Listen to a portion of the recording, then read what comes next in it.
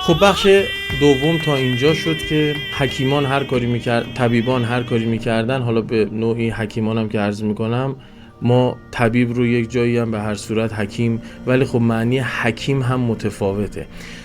جالب اینه که بحث جالبی باز شد. خیلی وقتها در ذهن من این قضیه که حکم خوبه یا بده، حاکم خوبه یا بده، حکیم خوبه یا بده، محکوم خوبه یا بده. جالب اینجاست که این کتاب اصولش مانند حالا باقی کتاب‌های معنوی، اصولش باعث استحکام میشه. حکم یعنی اصل.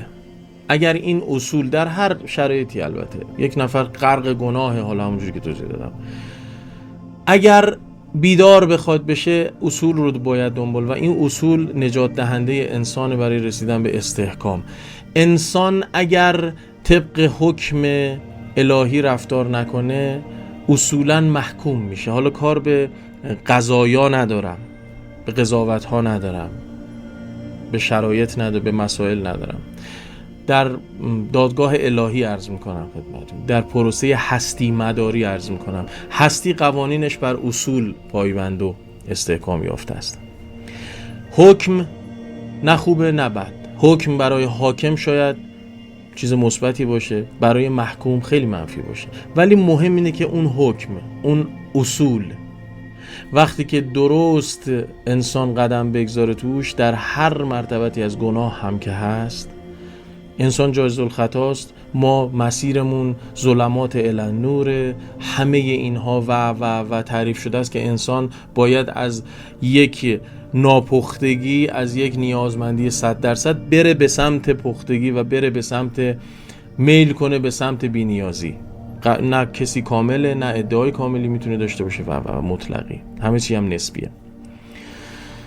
بدین صورت که ما اگر بتونیم طبق این اصول حرکت کنیم، یعنی به نوعی حکیم، حکمت، اینها همون حکم و محکوم و حاکمه. فقط در جایگاه حکمت و حکیم آگاه بر اون حکمت و اون حکمها هست و میتونه نسخه تجویز بکنه. به همین سادگی و استحکام ایجاد میشه. حالا بگذاریم.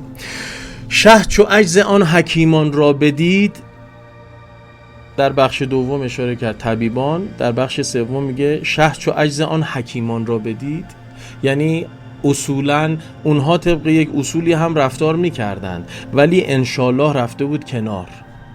نکته های خیلی ریز و موشکافانه ای داره. پا برهنه جانب مسجد دوید.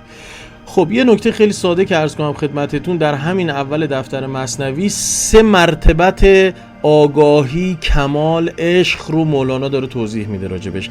اولی که پایه حرکت پادشاه به عنوان کسی که همه چیز رو داره، درگیر شدن به عشق یک کنیزه، یعنی سطح اولیه شناخت انسان برای اسرار خداوند. عاشقی پیداست از زاری دل، نیست بیماری چو بیماری دل. علت عاشق ز علتها جداست، عشق استرلاب اسرار خداست. یعنی چی؟ حالا جلوتر به این خواهیم رسید. میگه نگاه که بکنی میبینی عاشقی پیداست از زاری دل، حال طرف معلومه. نیست بیماری چو بیماری دل، این همه بیماری، بدترین بیماری ها، ولی بیماری دل یه بیماری دیگه است. چون درمانه، خودش درمانه، بیماری دل خودش درمانه. نیست بیماری چو بیماری دل. علت عاشق ز علتها جداست. 2 منظور داره. علت یعنی چاره این که بخوایم درست کنیم یک آدمی که مبتلا به عشقه، مسیرش یه راه دیگه است. خود علت دوباره میتونه منظور این باشه که آدم عاشق یه کارایی میکنه که هستی هم حمایتش میکنه، هرچند به ظاهر گناه، ولی انسان عاقل همون کار رو اگر بکنه چون بر مبنای عقل هست حمایت نمیشه. ما جلوتر تعریف ثواب و گناه را میتونیم در مسیر کمال داشته باشیم با هم. شه چو عجز آن حکیمان را بدید، پا برهنه جانب مسجد دوید. رفت در مسجد سوی محراب شد، سجدگاه از اشک شه پر آب شد. حالا رفت سمت محراب و گریه.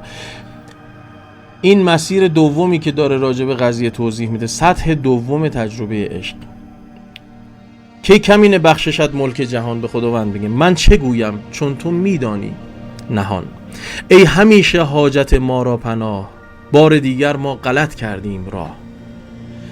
پادشاه منظور این که غلط کردیم راه عاشق شدنش نیست ها، توجه کنید، عین درست عاشق شدنش، هرچند عاشق شدن در سطح پایینش.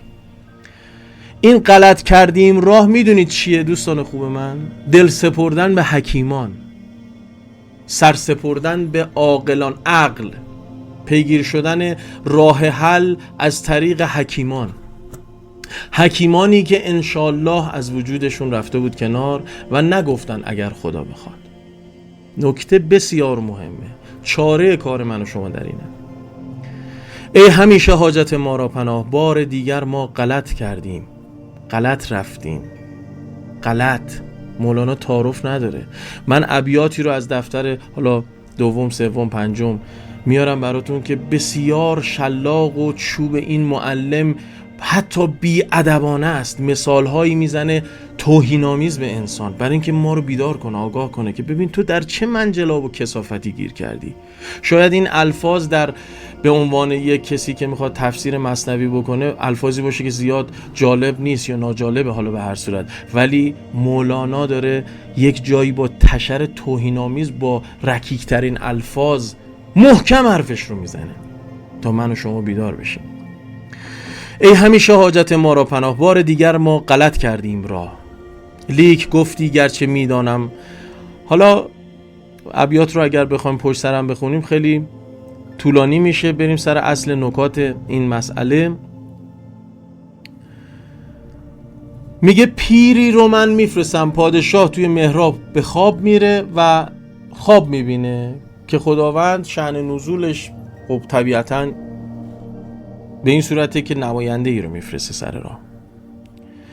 گفت ای شه مژده حاجاتت رواست، گر غریبی آیدت فردا ز ماست. میگه فردا اگه یه غریبی توی خواب میبینه که اگه فردا دیدی یه غریبه ای رو مفرد، اون از سمت ماست، این رو بدون.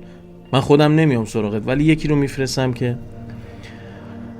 چون رسیدان وعدگاه و روز شد، آفتاب از شرق اخترسوز شد، از شرق اخترسوز شد.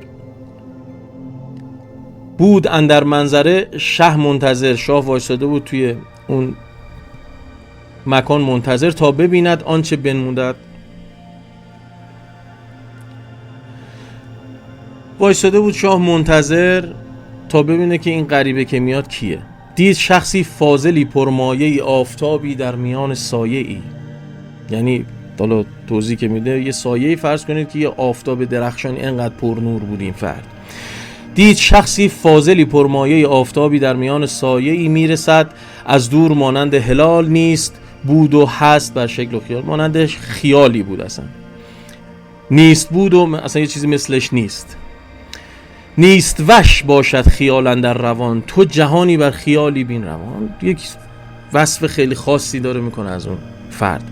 بر خیالی صلحشان و جنگشان، و از خیالی فخرشان و ننگشان. آن خیالاتی که دام اولیاست، عکس مهرویان بستان خداست. آن خیالی که شأن در خواب دید، در رخ مهمان همی آمد پدید. اون چیزی که از اولیا وصف میکنیم، پادشاه در بیداری همچین چهره داره. شه به جای حاجبان فا پیش رفت، بدو رفت جلوتر از همه افراد. پیش آن مهمان غیب خیش از غیب اومده رفت. هر دو بحری آشنا آموخته، هر دو اهل شناختی، یعنی بحری آموخته یعنی دریا شناس، یعنی عمر رو فهمیده. هر دو بحری آشنا آموخته، هر دو جان بی دوختن بردوخته، یعنی بدونه که دوخته باشی هنوز یک پارچه بودند. این پادشاه انگار با اون فرد. گفت معشوقم تو بودستی نه آن. مرتبت سطح دوم عشق رو پادشاه تجربه میکنه و مولانا داره توضیح میده که از عشق اون کنیز پادشاه رسید به یک فردی که از سمت خدا آمده، پیری، مرادی، مرشدی برای راه رو نشون دادن و تا بهش رسید گفت معشوقم تو بودستی نه آن. اینجا پادشاه متوجه شد که معشوقش یک سطح بالاتری از اون عشق اولیه. لیک کار از کار خیزد در جهان.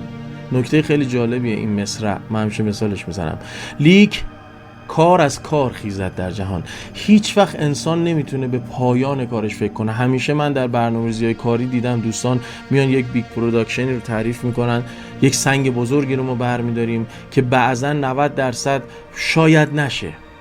کار از کار خیزد در جهان. شما قدم اول رو بردار، اینو شنیدیم که از تو حرکت از او برکت.